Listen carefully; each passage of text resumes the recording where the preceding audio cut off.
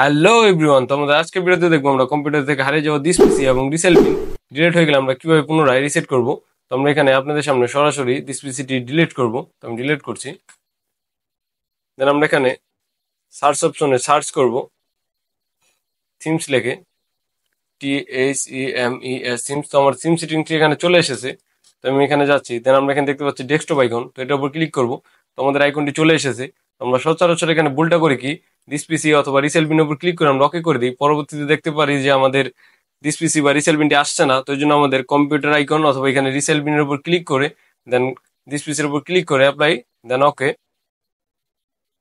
আমরা এখন যদি ব্যাক যাই, তো আমরা দেখতে পাচ্ছি আমার দিস পিসিটি চলে এসেছে। আশা করি আপনারা সবাই বুঝতে পেরেছেন। তো মজার মজার ট্রিপ অ্যান্ড টিপস পেতে my YouTube channel tech by Mehedi Hasan subscribe করে রাখুন।